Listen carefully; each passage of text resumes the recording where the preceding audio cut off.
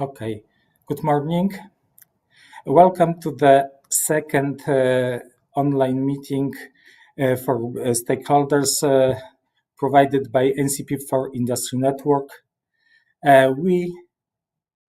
First of our meeting was dealt with EMI 2030 initiative, and just now we'll talk on another policy issue, raw materials. It's connected with the fact that the Commission has published 1 month ago the proposal for the regulation for Critical Raw Materials Act. Today, we have invited today Mr. Daniel Cios from DG RTD, who is the, godfather of the program for Horizon Europe Raw Materials, and Mrs. Katarina Nilsson, who is the chairman of European Technology Platform for Sustainable Mineral Resources, and also she's working for Swedish mineral industry. Welcome, Katarina, and welcome, Daniel. May I ask? Okay. But in order to make this meeting smooth, I have a support from my colleague Małgorzata, who is unfortunately not online in the system, but also with our two colleagues from APRA, Diego and Emanuela, who Diego is as well the coordinator of our network. So if you have any questions and issues according to the network, please contact Diego directly or contact us as well. Okay, let's move to the core of our meeting. We will start with presentations of Daniel on Raw Materials Act and Katarina on activities of the European Technological Platform, SMR.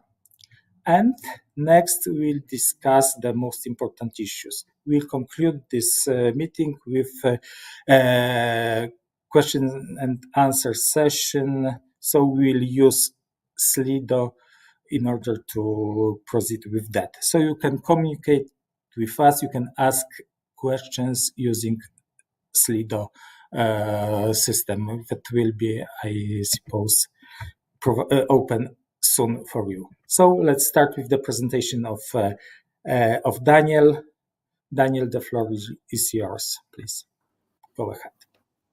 Okay, thank you very much, Jarosław. Good afternoon, ladies and gentlemen. It's a big pleasure to be here with you.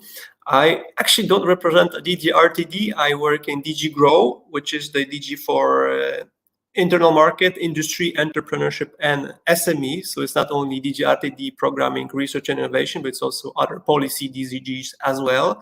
I'm in the unit for energy intensive industries, raw materials, and hydrogen. So quite big cover of sectors, and we also have a team here in the unit dealing with research innovation, especially for raw materials, and I'm the main person programming the calls in Horizon Europe. And I will present to you the Critical Raw Materials Act, the main points, and also reflect how that refers to research and innovation, particularly in Horizon Europe, as you are the stakeholders who apply to these calls. We would like to present to you how the policy of the Commission reflects to the funding opportunities on R&I, and we encourage you for applying to these calls. I know the 23 calls have been closed last week, so we are looking forward for seeing the project that have been selected for funding, and I encourage you to apply for the 2024 calls that will be open from September. Now, I will move to the Critical Raw Materials Act, which we published last month, mid-March. Generally, why we talk about raw materials, it's because of the constantly growing demand linked to the green and digital transition. And we've done several studies that show that this demand will be growing significantly for many of the critical raw materials, such as lithium that you can see here on the slide. We did in the two scenarios up to 2030 and up to 2050. And the demand is going to be significant, not only in the EU, but also globally. So that's one thing we are facing. The other thing we are facing is that actually we are very dependent on third country sourcing, and we are looking in terms of the full value chain, not just one stage, which could be mining or recycling, but we look at many elements. So as you can see in the pie charts here, for instance, for rare earths, we are dependent on the full value chain from third countries, from mining, processing, metals production, permanent magnets. So this is a full value chain we are actually dependent, and we're trying to reduce this dependency, especially in the strategic sectors and for strategic raw materials. So this is primarily why we are introducing a legislation to tackle this issue. And the demand for critical raw materials will rise, as I showed you as well, but it doesn't only cover such metals like lithium or neodymium, but also if you see at copper, we see a significant rise, 6 times and 11 times in the scenarios I mentioned.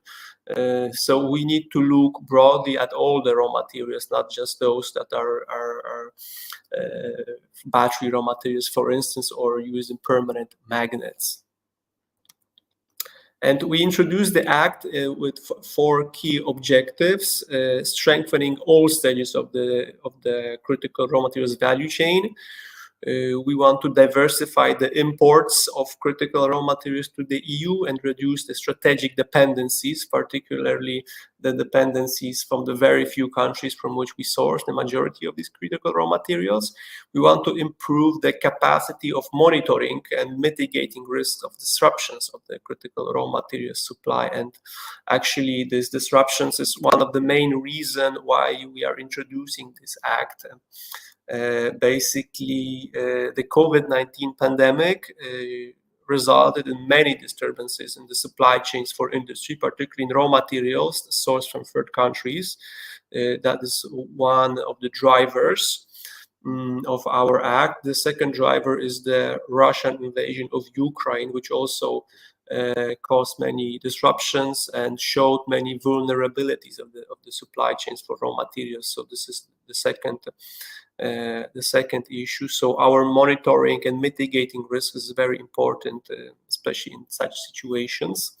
And we also look at improving the circularity of critical raw materials and the sustainable dimension. And I will introduce in 4 points what are we exactly tackling in the Act. So the first one, setting the priorities. We have the list of critical raw materials. That stays. We have been publishing it since 2011, every 3 years, with looking at supply risk and economic importance. So this will stay the same. A novelty introduced by the Act is the strategic raw materials. This is a new list of raw materials which are contributing to strategic technologies for the green and digital transition, but also for defense and space.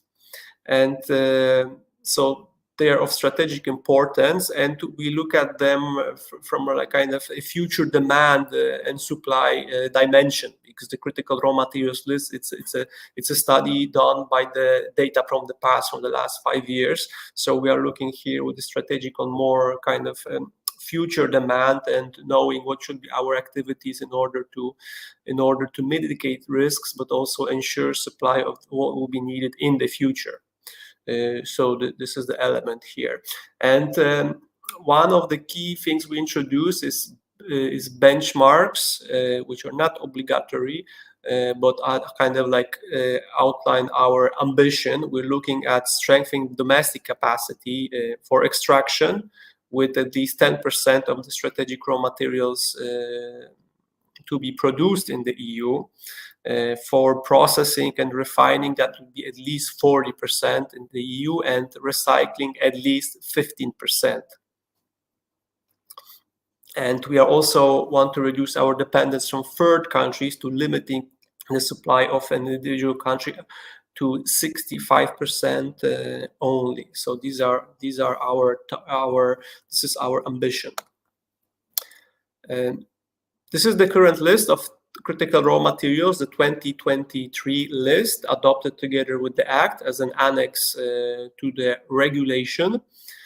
We have currently 34 critical raw materials, so the list has increased. Again, the list is always increasing, unfortunately, each time we publish it, as the criticality is getting more, as they're getting more critical. So the ones in the orange color are the new critical raw materials, and the ones below them, the indium and natural rubber, they are not critical anymore.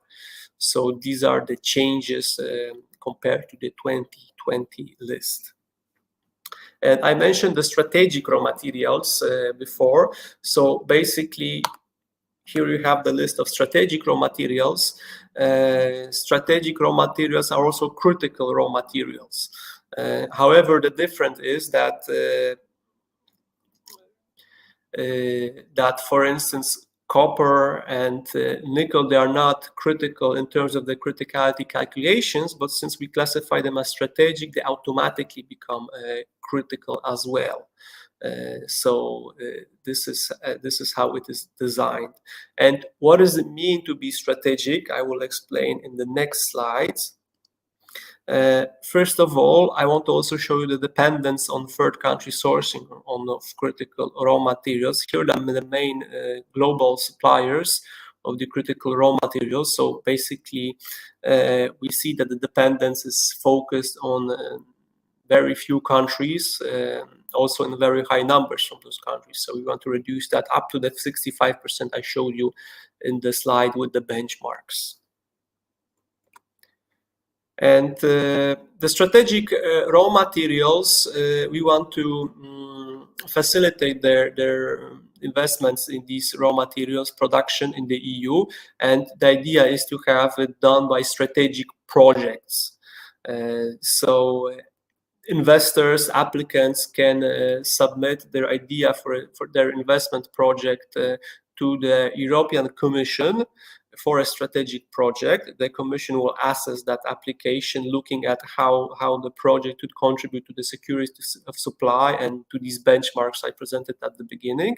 The project will have to make sure it's aligned with the sustainability criteria, with the environmental legislation, with consulting properly the local communities. It has to be technically feasible, and it has to show cross-border benefits for the EU. So these are the general criteria the Commission will assess. And it would be in this assessment process, the Commission would be advised by the Critical Raw Materials Board, composed of representatives of the member states, of the governments, and also by the European Parliament as an observer. And what are the benefits of being on such a critical or of a strategic projects?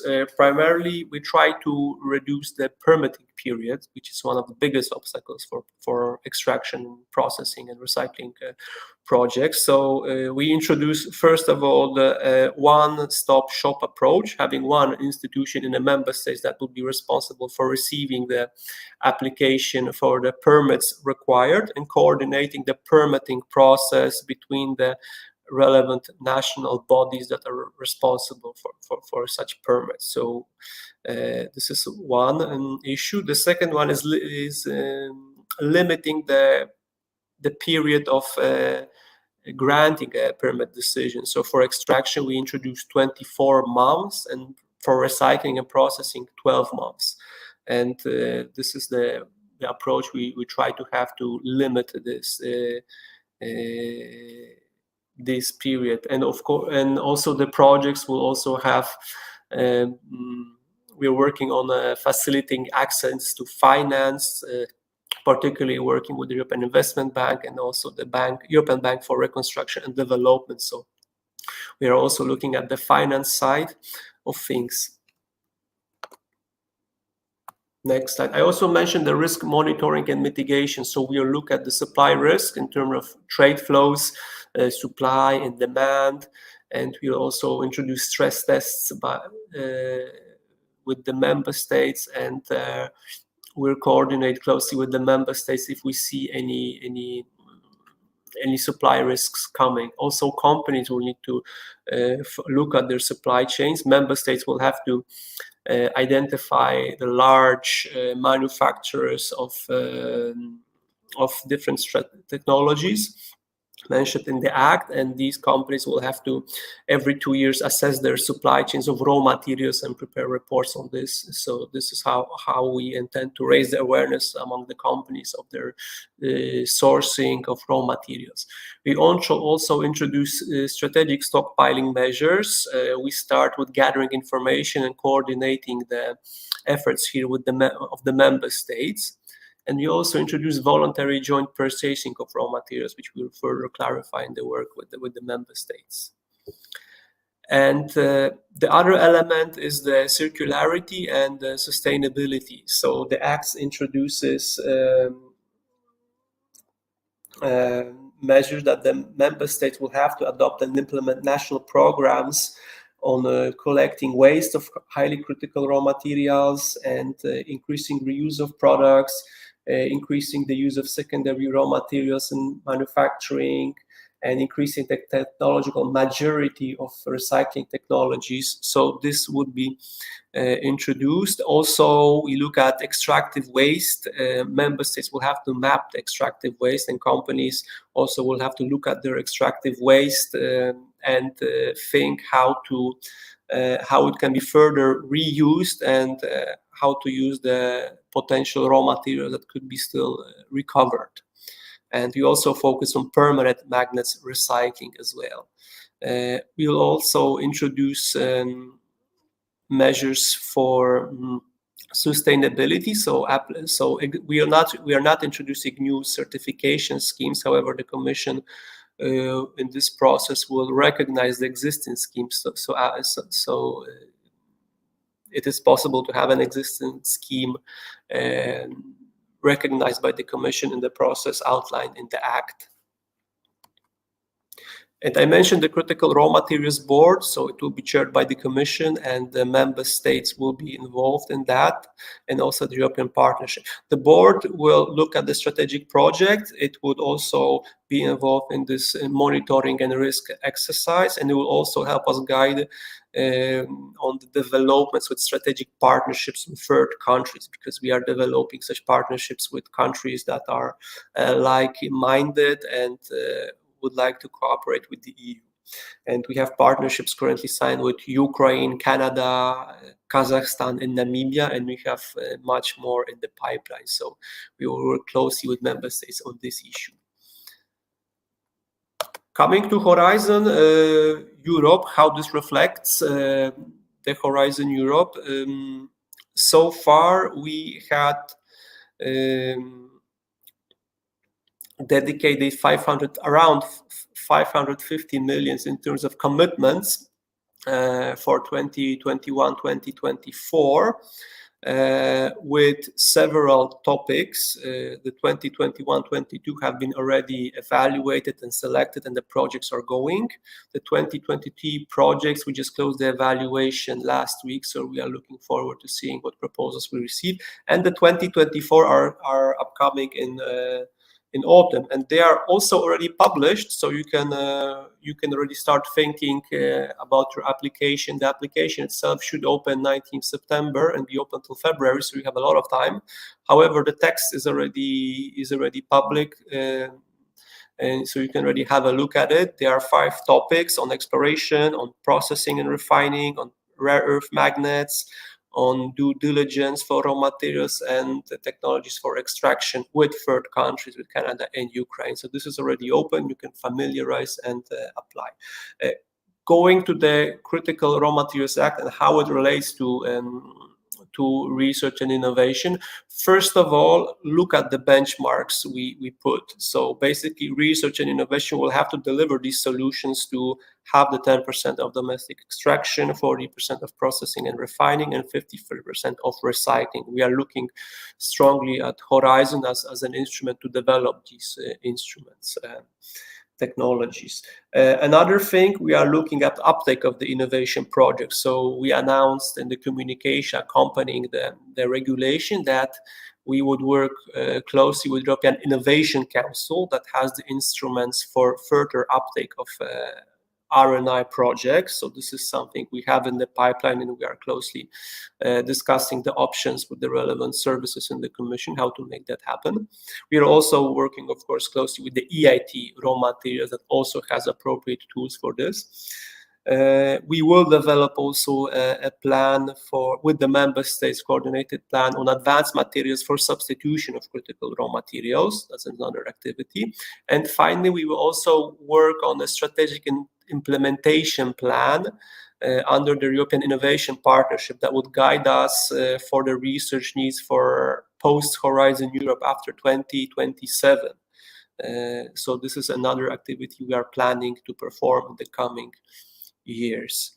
I think I will stop at this point and we'll leave the rest to the Q&A. Thank you very much.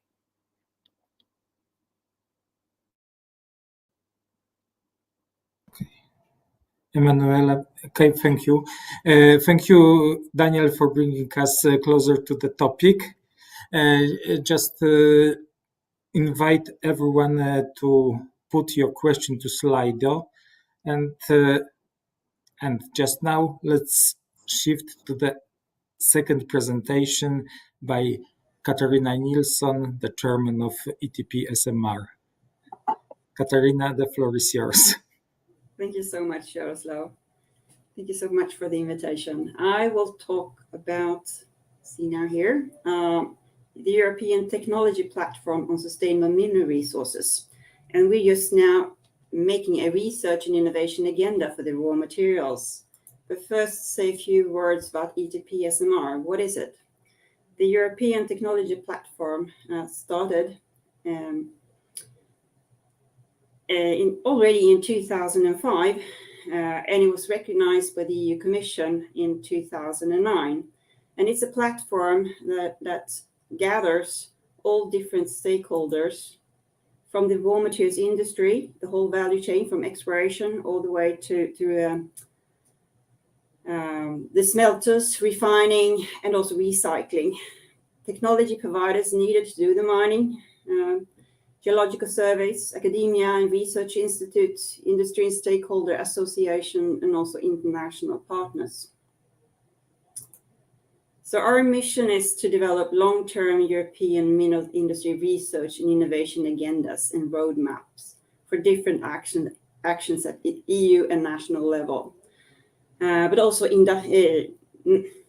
not only within EU, but also have collaboration with international partners. But the visions that we put forward is to be a common vision for Europe and our industry. And we want to modernize and reshape the European minerals industries. And we do want to be a fundamental pillar for the European economy.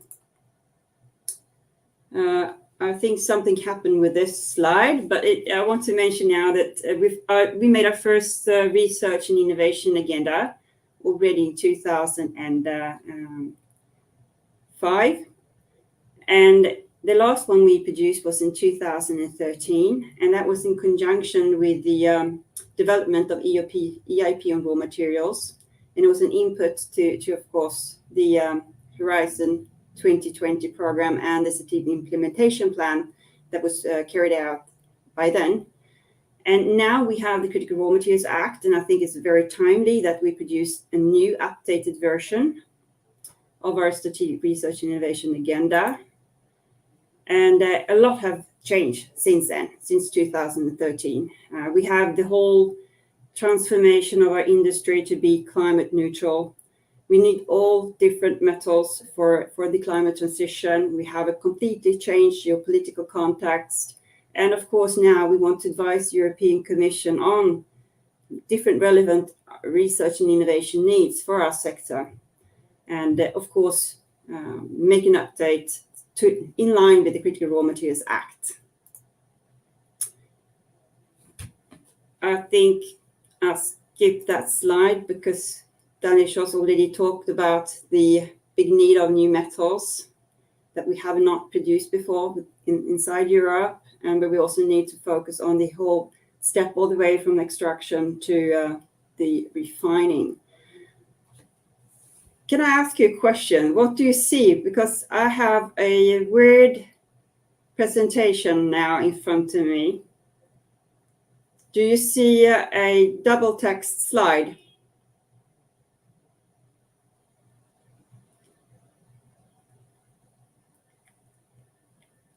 Yes, exactly. We can see. Something have happened with my presentation, but of course, I'm going to try to make the presentation anyway. Okay. I just go on because we do not have the time to fix this. But I'm sorry for this. But anyway, this slide, the figure shows the share of world's metal mining from the 1850s to 2020. And we can see in the beginning of the 1850s, Europe was mainly the main producer of raw materials. But something happened, and now we are barely producing any metals and minerals in Europe. And this is regarding metal mining. So in EU, we consume about a quarter of the world's raw materials. We produce only 3%. So we are heavily import dependent on basically all the different metals that we need to the climate transition. And that's also why we have the Critical Raw Materials Act on our board, on our table right now. And I think we have a lot of good benchmarks that we need to aim for. At least 10% of the EU annual consumption. And as Danielle also mentioned, at least 50% of the EU's annual consumption for recycling. This next slide shows where we have the main investments in exploration nowadays. And it's to mining jurisdictions such as Canada and Australia, and of course also South America. We have very tiny investments to our sector in Europe. Basically, we have 0.7% investments in exploration in Sweden and 0.9% of the global investments coming to Finland. We have some in Serbia as well, in Turkey. But we need to step up the exploration phase, because if we want to have a whole value chain from exploration all the way to refining and recycling in Europe, we need to start also with the exploration. By doing so, I think we need to look for different partnerships and also put a lot of new financing into the sector when it comes to research and innovation. It's very positive that we have in the Critical Raw Materials Act that the member states are supposed to put in efforts now for exploration programs. And I think we need to hook on to different research and innovation actions together with the member states here. We can look at other countries like Australia, for example. They're putting in a lot of money now for making different programs related to critical raw materials. For example, here you can see the government initiatives that was announced during the PDAC conference now in March. They put in 1 billion Australian government value adding in resources funds, 2 billion Australian dollars to critical minerals facilities, 100 million to critical minerals development programs, and also 50.5 million to a critical raw materials hub. And they also have a lot of initiatives with the mapping, just like the European Commission now is announced in the Critical Raw Materials app, different mapping initiatives regarding critical raw materials. I'm truly sorry for this. I don't know what happened with the slides, but anyway, we have had in the last few years a program called ERAMIN, and I think that you are aware of. where we have different collaboration initiatives between other mining jurisdictions. And I hope that we can have something like Eramin also in the future, whether it's going to be a co-fund partnership or any other actions. But I think we need to strengthen our ambitions to work with strong mining countries outside, especially in those areas where we are not strong today, such as exploration, but also refining. When we are putting together our new strategic research and innovation agenda, we want the focus to be on the front when it comes to sustainability actions. We need to create safe and attractive workplaces. We need to increase our productivity and efficiency for competitiveness on the global market. But we need also to put in a lot of effort for new technology to reach zero carbon emissions and minimize our environmental footprint. So this is the core of the different research and innovation actions that we are proposing in our new research and innovation agenda. So for the Vision 2040, right now in the work in our agenda, we propose that we will have, I can hardly read my own slides here. European mines should contribute to the EU self-sufficiency in critical strategic metals and minerals with low environmental and climate footprints while being competitive on the global market. And here we want to put in all the different benchmarks set up in the Critical Raw Materials Act. And we also need to work a lot to avoid social, with innovation when it comes to the social impact that we have. We need to have acceptance of our mines wherever they are in Europe. We know already now, but we have mines in Europe. We have quite a good social acceptance, but we need more mines all over Europe to actually reach these different targets. We want to foster new and attractive workplaces where automation, digitalization, and environmental ambitions have contributed, enhancing the appeal for the whole industry. We want to be a high-tech industry, and we are already a high-tech industry in many senses, but we need to be at the forefront. The European mining technologies and mining equipment, we need to have those also at the forefront and be able to export those new mining technologies to other countries. We need also to look and have a good dialogue with policy making to see that we can take away all the different hinders along the way when it comes to permitting. And here we want to have all the different new policies go hand in hand with scientific evidence. In our strategic ambitions and focus areas, we put forward different ambitions and goals. And for each of these different strategic ambitions, we have put forward for different focus areas. We put forward everything for the exploration, mining, mineral processing, metallurgy, and refining, recycling, and we add from the last agenda a lot when it comes to the environmental performance and social performance, but also regarding mineral policy and monitoring.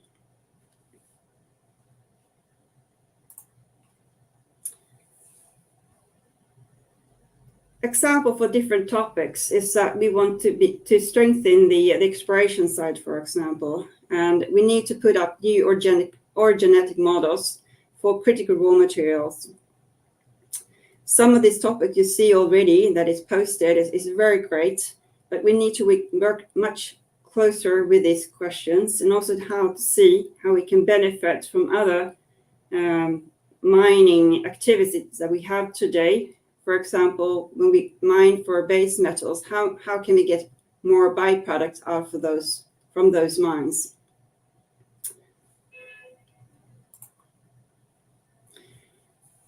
As an ongoing activity now, we are identifying different KPIs and setting measurable objectives. And these can, of course, be further discussed because our work is not finished. We're supposed to have our agenda now by August, September to be announced and published. So this is still a work in progress. But as a working agenda right now, we have put forward, of course, all these different figures that you can see in the Critical Raw Materials Act. But we also want to be climate neutral when it comes to mining until 2035, and hopefully also the processing by 2045. It's also suggested that we need to be net positive when it comes to biodiversity in all the regions that we will operate until 2030. We also look at different numbers and KPIs for other sustainability actions. When it comes to the ETP, we're also working on different position papers and identifying what different actions that we see is needed.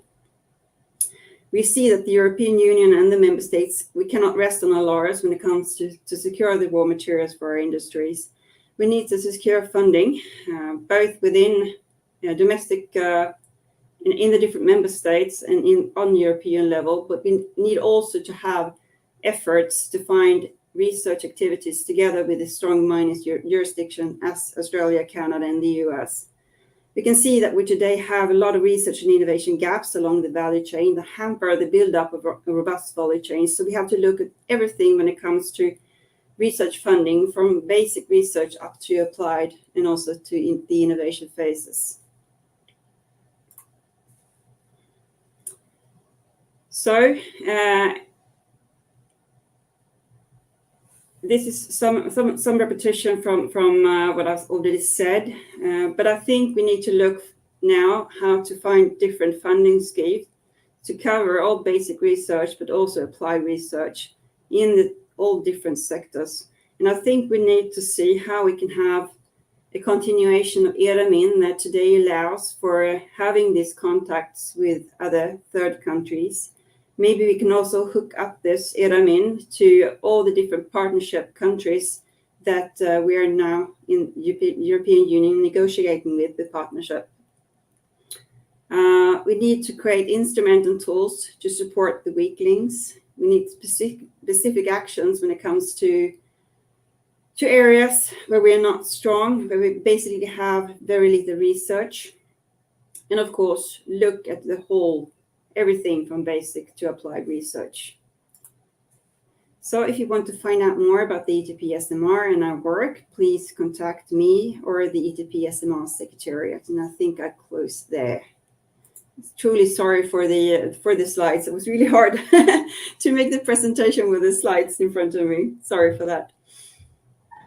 Katarina, thank you a lot for this clear presentation on tasks of challenges you have to face as a platform, and also as a sector, as an industry in Europe.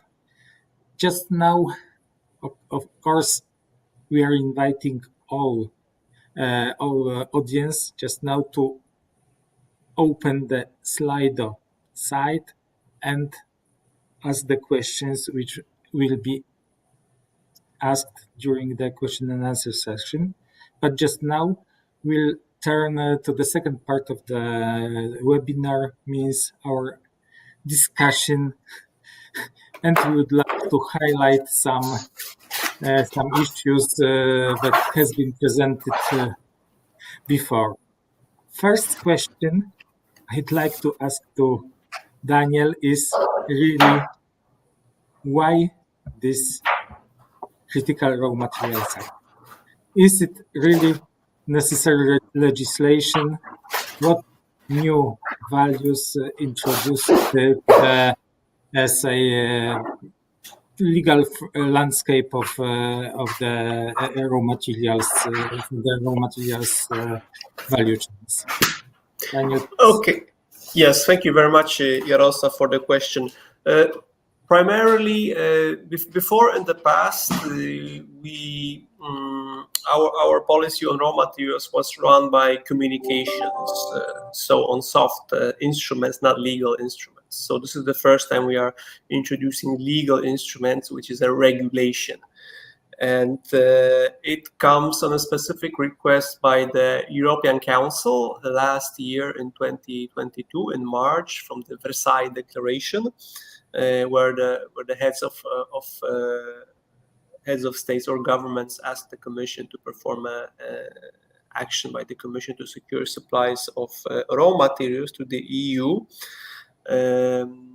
And this comes as a reply to what I mentioned in my presentation. So the recent disturbances in the supplies of raw materials caused by the pandemic, caused by the Russian invasion of Ukraine, but also they come as a result of the green and digital transition and the awareness that we will need much more raw materials than we have today and that we supply today. So, and we need to work on the diversification, which is working more on the extraction side, but also on the recycling side and also on the substitution side. So these are the different measures we are looking. How is the Act different than the other measures before?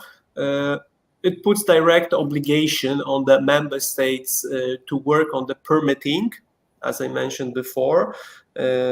So introduces pressure to make changes on the permitting process. It also introduces other measures that will be compulsory to perform activities. Also put up implications for companies which are legal binding.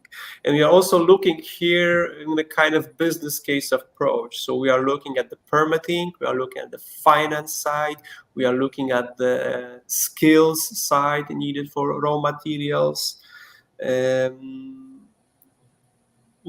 are with the Act.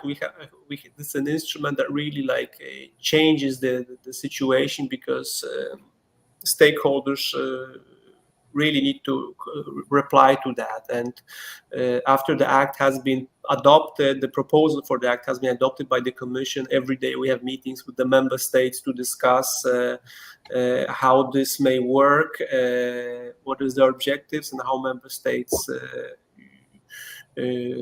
react to that. So it really raises the awareness, the attention, and really it changes the whole discussion about activities needed to secure the supplies of raw materials. Okay, Daniel, thank you. And now, really, Katarina, please comment this few words from Daniel. Really, do you think this regulation is really wanted by industrial stakeholders? Is it helpful to develop their businesses? Yes, I think for the different industries that I talked to, and also the members that we represent, it's been a very positive to this Critical Raw Materials Act, because it really put raw materials on focus in Europe. And we also see a very positive that we have these benchmarks that actually will measure progress. Because if we cannot reach those benchmarks, we need to start looking at what other measures do we need. Do we need to look at the legal framework, and also how we interact with the critical raw materials with the other legislation, as for example, the Water Framework Directive, even though we don't see any kind of measures in that direction right now. I also very positive that we have this push for the member states, or the obligations for the member states to start with these exploration programs. Of course, it's the first part of the exploration phase, just to produce base material, so we actually can attract other exploration companies to come here and look at this material and see that it's actually attractive, and that we have a bedrock that holds all these different raw materials. And this will also, I think, push the research and innovation sector, because where should we get the skills to do this exploration work? Of course, we need to step up at the university level as well to actually look at the whole ecosystem when it comes to building skills in this sector. And we also need to look a lot on the refining side, because today, even if we are mining some materials and metals here in Europe, quite a few of them are actually skipped or transferred to other countries like China. I know we have one company in Sweden that is producing tellurium, and it's not processed inside Sweden, nor in Europe. It goes to China. So it's very positive that we also look at the refining side. So the whole ecosystem, I think this critical raw materials will actually give a big boost to the whole metal and mining ecosystem. Okay, thank you, Katarina. And let's turn to Daniel again. And I would like to raise the issue that the Critical Raw Materials Act is the regulation for whole value chains, for all activities of raw materials sector. Just now we are focused on research and innovation. That's why the question is how this act affects this part of activities, research and innovation. What are the challenges for research and innovation defined in the act?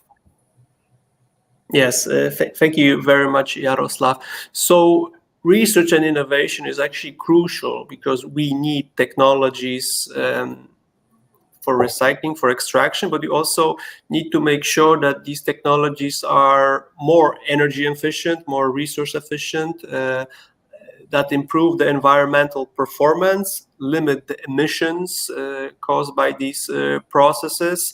So they are really, really key. And as we follow the projects that are from Horizon 2020 and the ongoing project from Horizon Europe, they really contribute to improving the technologies and their efficiency and their environmental performance. So we really look forward on having more projects that can deliver the technologies for the industry to really improve the access to raw materials. And as I mentioned, we have these benchmarks, but we also have these provisions on the mining waste. We have provisions on recycling and circularity. There is also the exploration program for member states. So the full value chain will need technologies, and the approach at Horizon Europe so far has been that we focus on the full value chain from exploration, extraction, processing, refining, recycling, and substitution, and we will continue doing this for the last 2025, 2027 period. Thinking more specifically what kind of calls for proposals we could have that would really contribute to these to the act.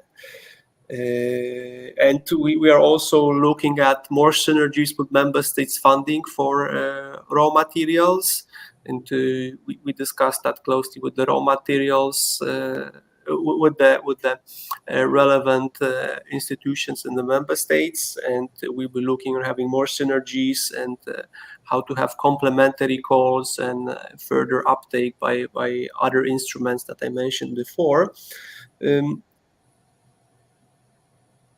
I think just to close this point that we will need a lot of research and innovation in the next years, and not just for raw materials specifically, but also under the processes for planet partnership, under the clean steel partnerships, under the processing industries and the energy intensive industries as well.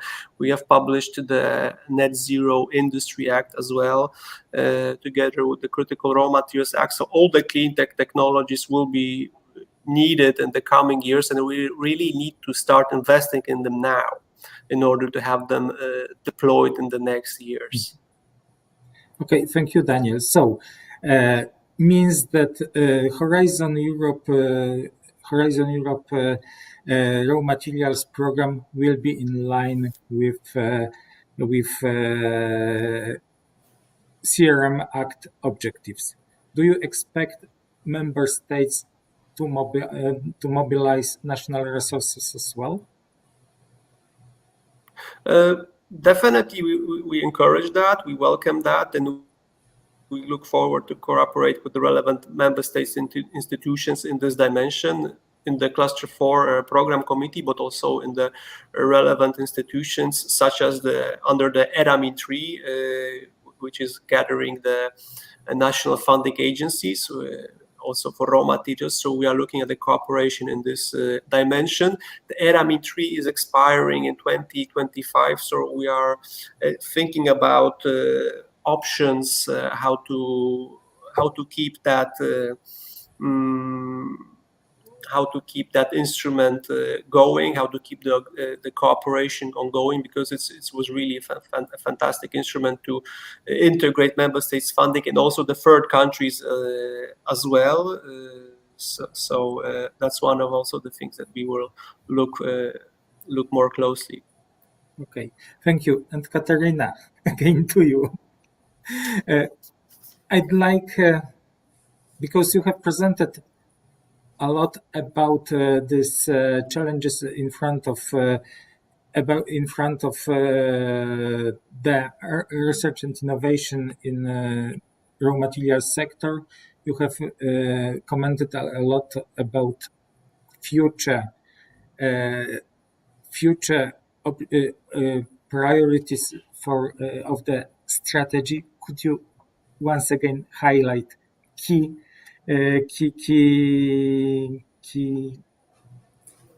issues that will be included in the strategic research agenda for the platform?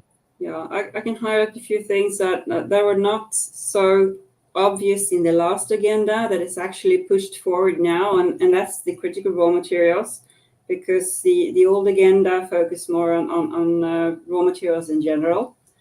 But I think this is an area that we need to put a lot of effort in, because we need to get new players into our ecosystem, because we don't have the knowledge. So we have to build up something from scratch.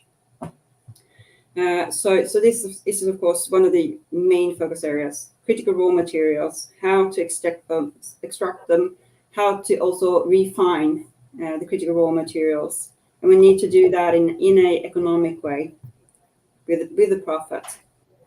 And as many of you know, these critical raw materials are often byproducts to other metals. So this whole system on how to get more out from each commodity, from each ore deposits, is very important. Another factor that is very important is energy and energy efficiency.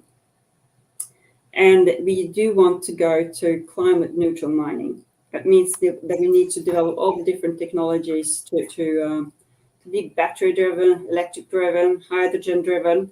All these different processes need to look at, because we're moving away from the fossil,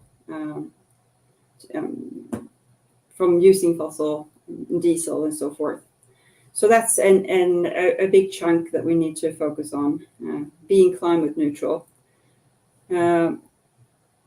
Another thing that we focus a bit more on, and quite a bit more on, is the environmental topics. How to use water, to be water efficient, how to not emit anything basically to the water system, how to have the best way to handle our waste, to be resource efficient in all different aspects. So nature preservation, biodiversity, how can we be net positive and in all the different regions that we operate? How can we compensate for different loss? And how can we coexist with biodiversity at the same time as we mine? Recycling. All the different metals that we do mine need to get out and be circular.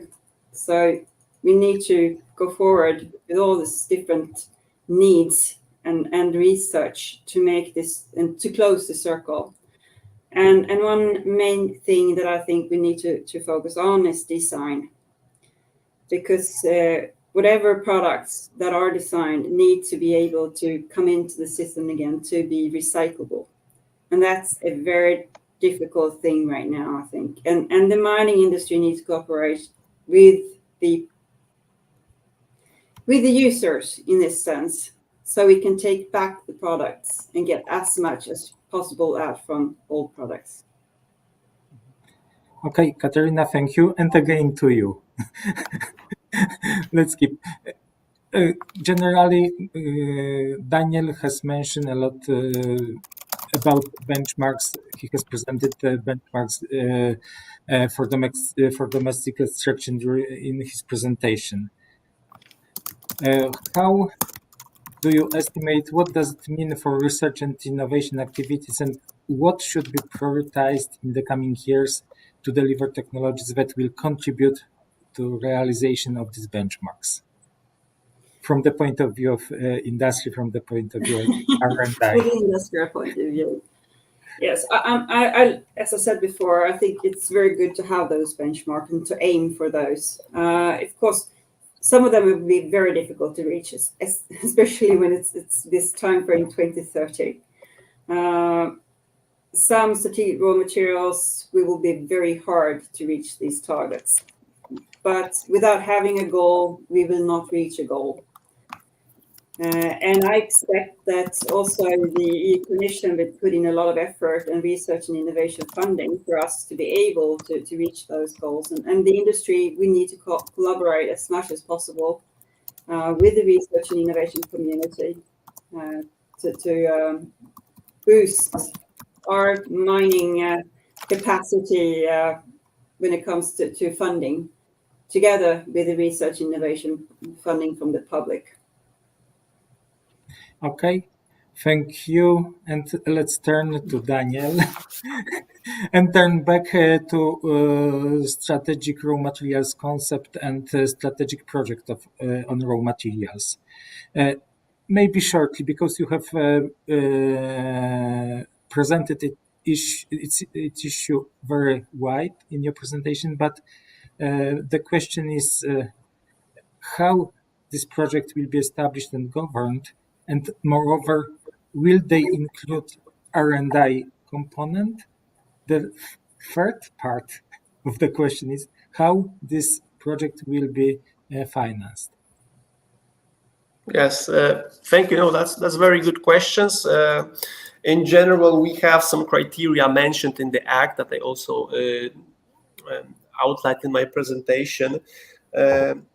However, I think it's still too early to say about the details of the exact criteria and how they will be evaluated and what be the specificities. That is something to be discussed at a later stage, also with the Council and the European Parliament, but also on the practical side when we will have the board and we will start thinking exactly how to work with these projects. So that is something to be defined. We are working on facilitating finance, so we are in discussions with the institutions I mentioned, but also with the member states and how they could utilize their financial institutions in the member states. So that is another thing that is going on. On the research and innovation dimension, I think it's too early to say, but I think it would make we're looking at investments that would contribute to the Green Deal, but also that would be as environmentally friendly as possible. So I do believe that these projects would have to implement the new available technologies and maximize their performance. Think about waste. For instance, we have a project in the Horizon launched last year that focuses on waste from lithium mining.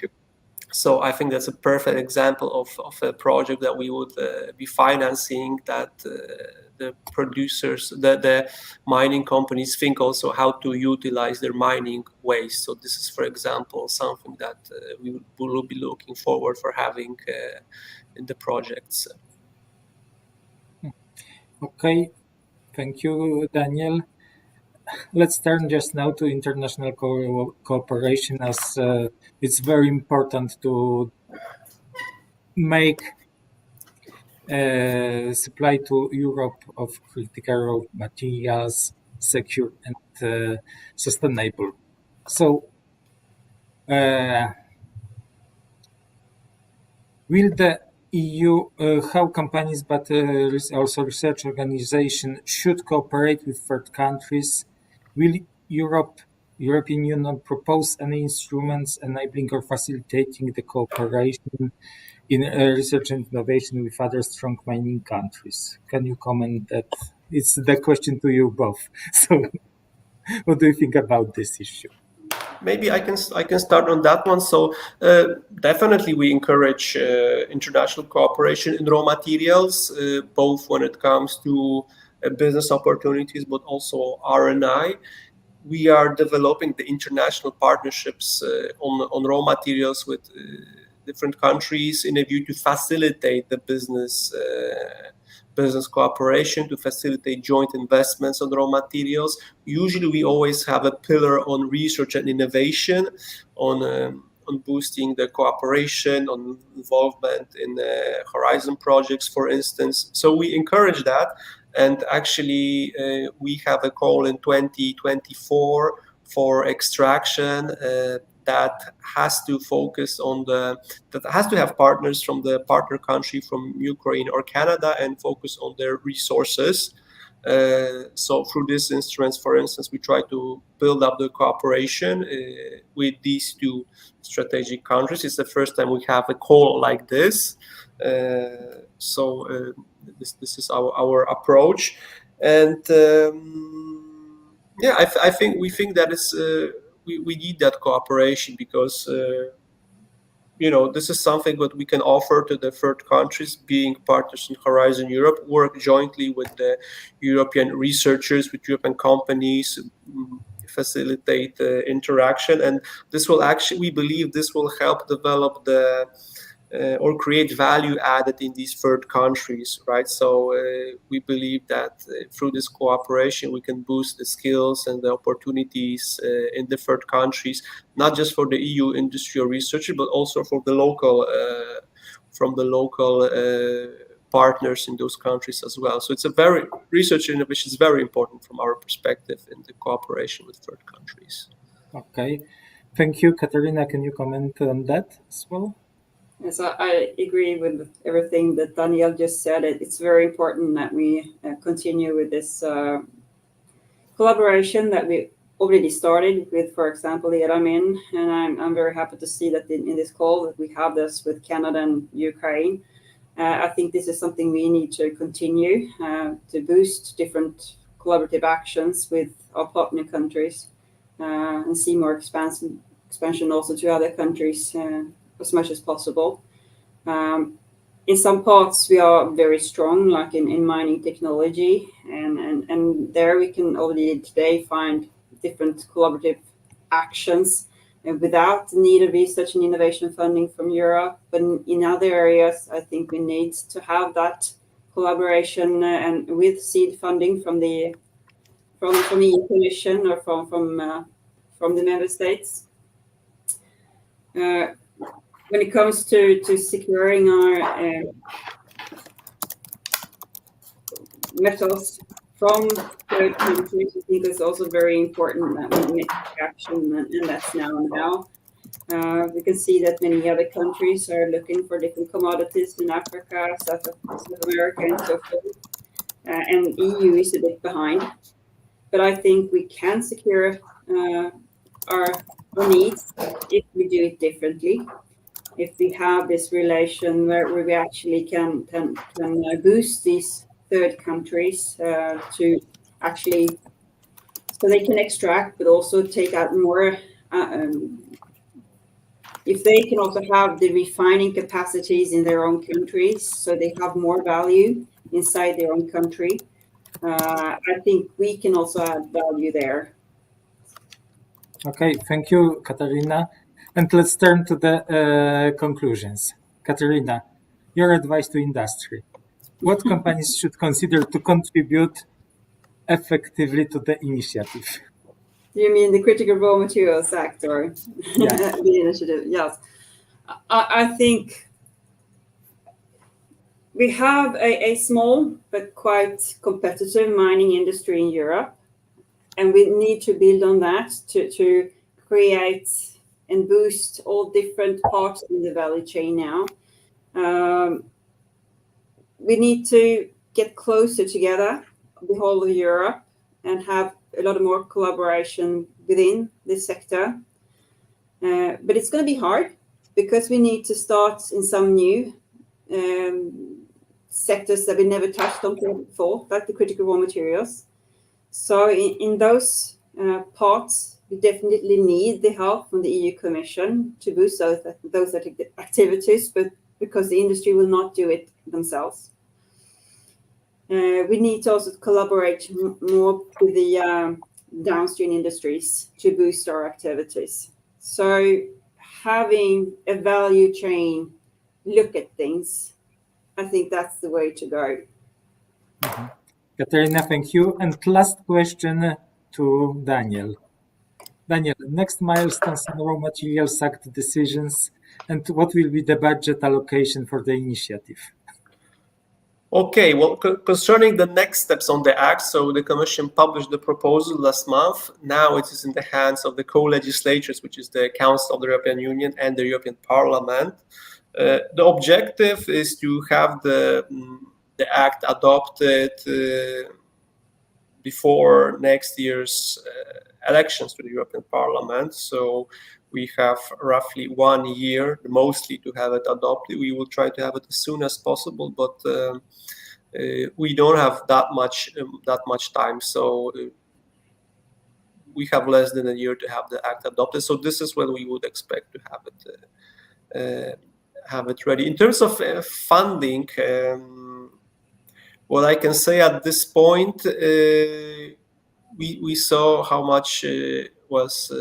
I mentioned the 550 millions allocated already under Horizon Europe to raw materials. I would like to highlight at this point that for Horizon 2020, for the full 7 years, we had 600 million. So you can see that the budget can be higher than for Horizon 2020. I cannot speak about this on this moment, but for particular figures, what to expect, because it's too early yet. But so far we had around 150 million. So this is the benchmark for thinking about the next years.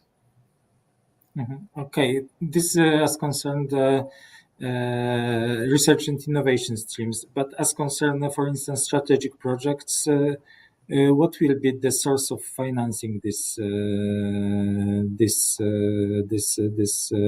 part of Raw Materials Act? We don't have any particular dedicated fund at this stage. These are the discussions that are ongoing. We will look about supporting from the public side, from the EU level and national side, but also private investors. So we are working with many stakeholders on instruments that could be available, not just from the EU side, but also from different sides. So actually, it's difficult to say at this moment, but then again, the Act really raises this discussion with the strategic project, how to provide this financing, because now many people are asking the same question as you are, and it really creates pressure on many institutions to think in this way, how we would support these projects. So this is something which is a result of the Act. Okay, Daniel, thank you very much. Katarina, you as well, thank you for these contributions. Let's conclude our discussion and let's turn to this question and answer session. Questions and answers from our audience. Diego, could you help us with these questions provided on Slido?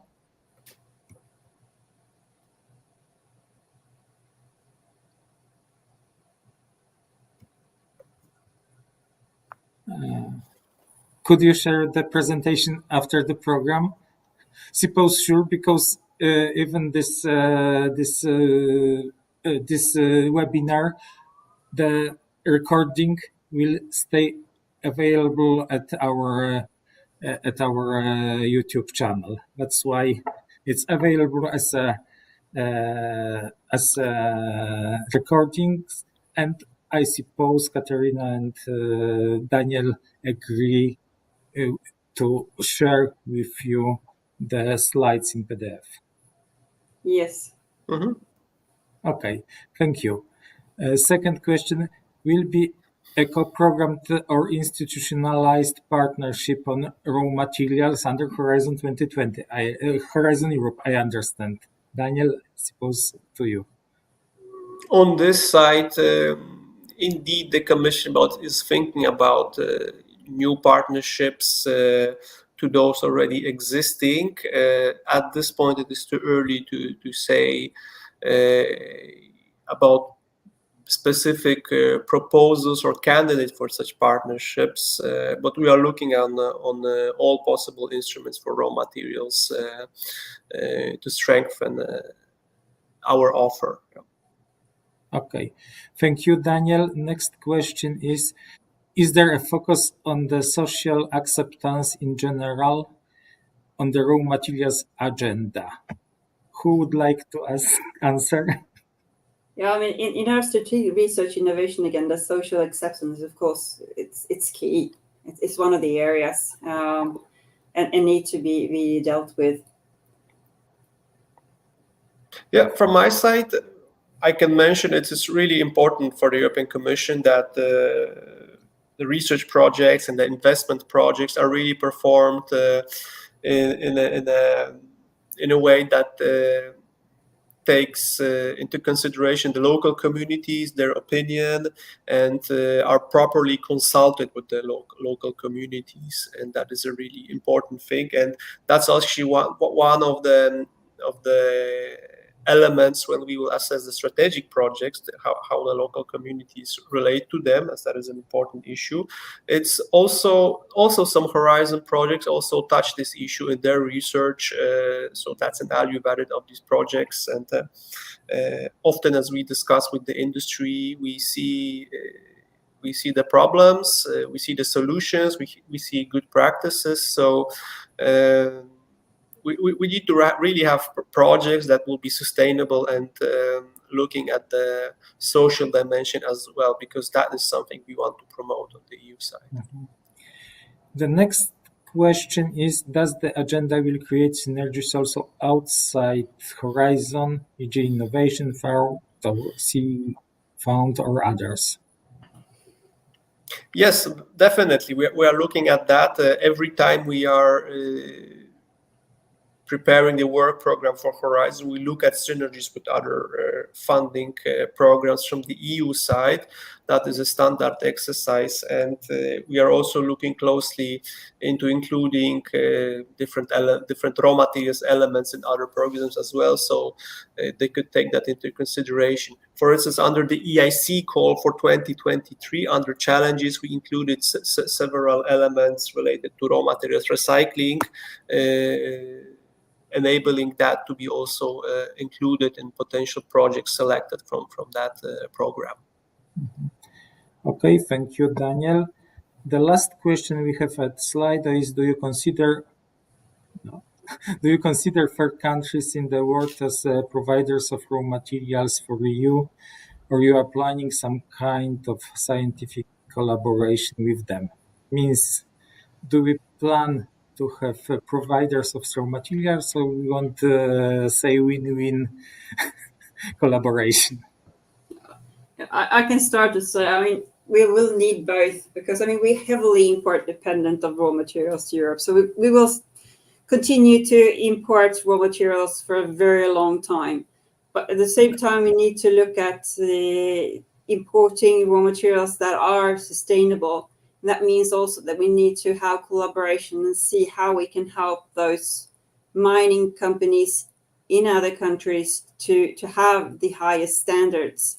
And here I think we have great possibilities to have our mining technology providers, equipment providers, and also people, researchers, providing capacity when it comes to environmental issues. That kind of collaboration we need to enhance with these third countries. Okay. Mm-hmm. Yes, from my side.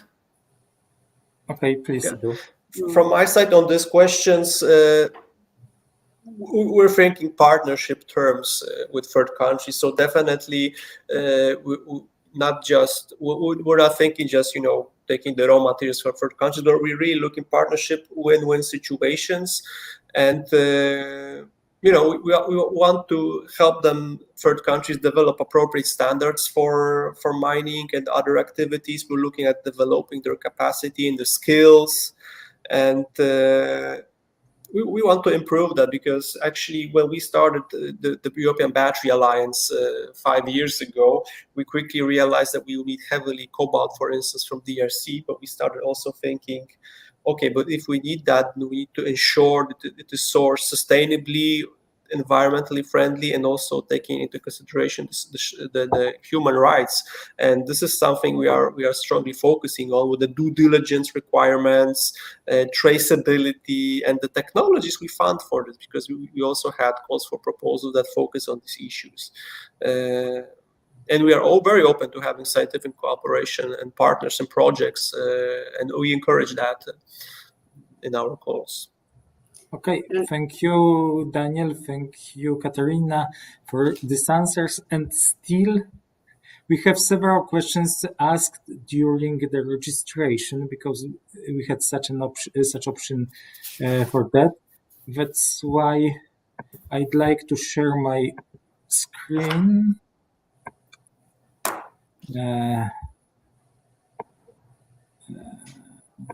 And maybe, can you see it? Not okay. yet. You can see just now, and we have several questions asked for the. Let me shift a little bit. Okay, because we have not taken into account them during the panel discussion. That's why I am providing it just now. First question is from FFG from Austria about new instruments that could support the whole value chain, since basic research until the deployment of the technology. Is it planned something like that, or it's still the proposers would bear with several stages of application? Well, I would not expect new instruments to come, but rather using the best way the instruments we already have. And when it comes to uptake of research innovation or higher TRL levels, in the Horizon Europe, we usually end at TRL 7. So this is point number one. Then the option is going to the EIC, and that's exactly what we are working on right now with the EIC to have that included, and also the EIT raw materials is another option as well. So I think we would just need to be more aligned with cooperation with other programs that have the ability to uptake this further. Okay. Second is about support to higher TRLs. Can we expect something for the support for that under Horizon Europe, or rather we need to advise technology developers to address another sources? Yeah, this relates to my previous answer exactly. So in the Horizon Europe, we end at TRL 7 usually. So the options would be the EIC or the EIT raw materials, and this is what I can say at this moment. But indeed, that is a very important point, and I see we already have 2 questions on this. So we need to think further, because we want the investments to happen, but stopping at TRL 7 is it's not enough. Like we need to think further about that. So it's something we have on our radar, and we are working on facilitating. Okay. Thank you, Daniel. Next question was from a Polish company. And what are the opportunities for funding industrial and research development of private entities, especially in large research infrastructures? What can I say? As concerned Horizon Europe, participation of companies and also large companies is strongly welcome. That's why, as concern detailed discussion, welcome to us. Please address to us and discuss with us as NCPs or as NCP network. The only answer we can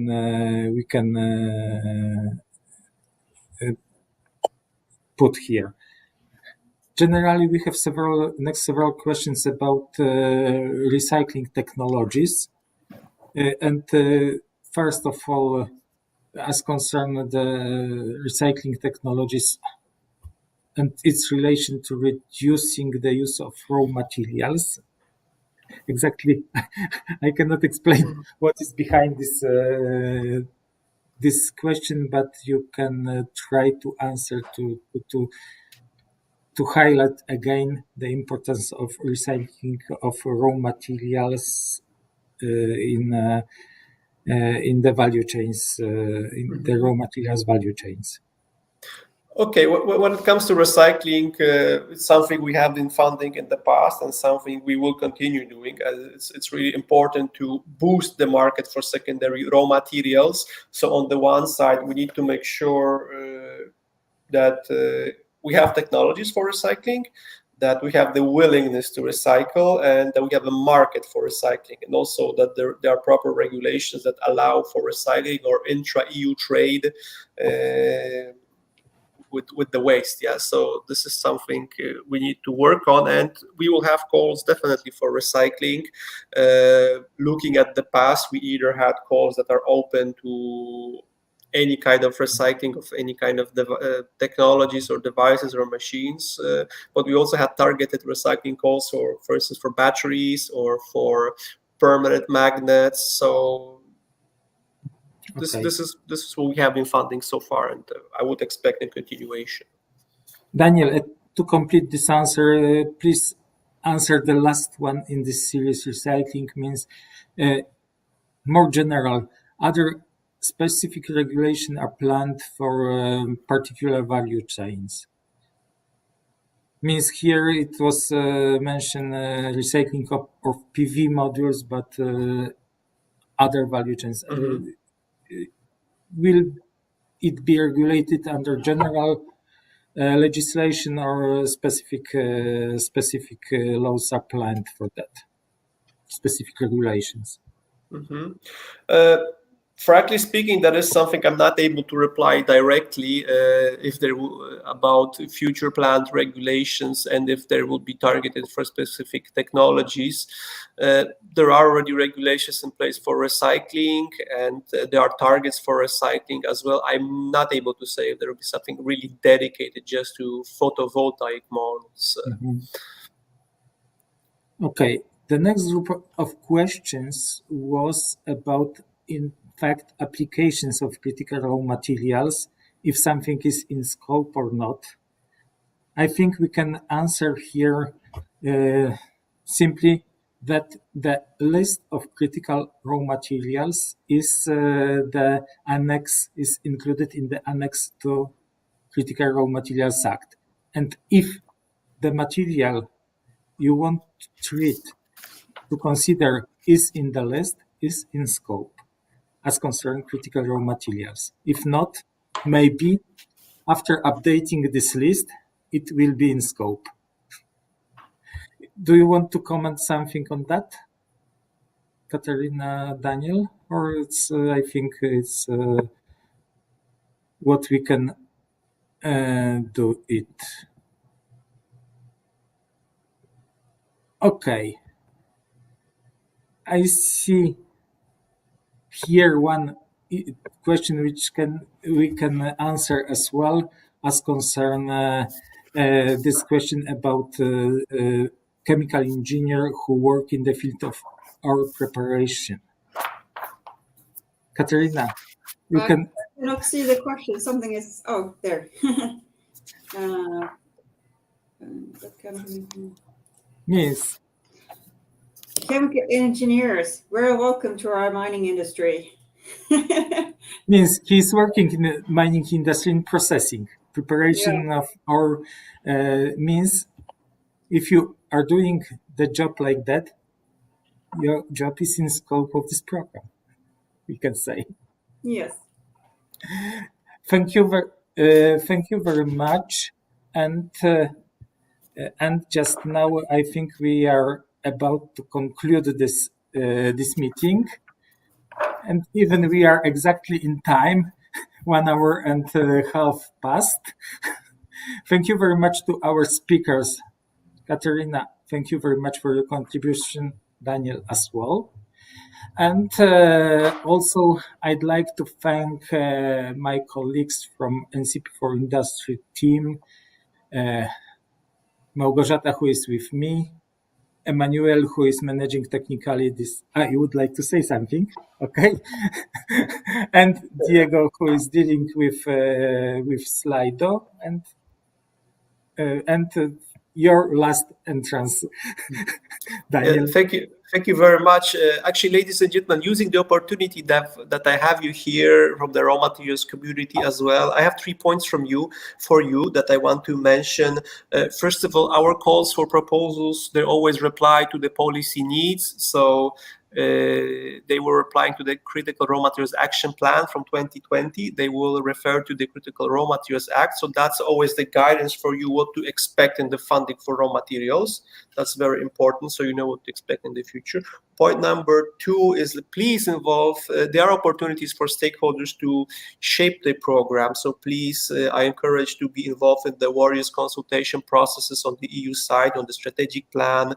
There are R&I days always organized by DGRTD every year that you can come and share your opinion and thoughts. There is the Raw Materials Week coming in November, where you will have a session on R&I calls for 24, and also a matchmaking session. And finally, I encourage you to apply to the calls that we have, because we are dedicated a lot of funding, and we really look forward for proposals, and we are very happy to fund really good proposals that will contribute to our objectives. Thank you. Thank you, Daniel. And Katarina, your concluding message? Yes, you can also join the E2PSMR platform and tell us about the research and innovation needs and the different focus areas that you think should be in our research and innovation agenda. And please do so fast, because we're working on it right now. Katarina, Daniel, thank you very much for your contribution. Emmanuel, Małgorzata, Diego, thank you for the support to provide this webinar. Thank you, the audience, for attention, for your valuable contribution, for your questions. Thank you very much, and have a nice. And we are inviting you also to our activities during Euro-Nano Forum in Lund, 11 to 13 of June. And also we are inviting you to next our webinars. We will announce it soon at the webpage ncp4industry.eu. Thank you very much. Goodbye.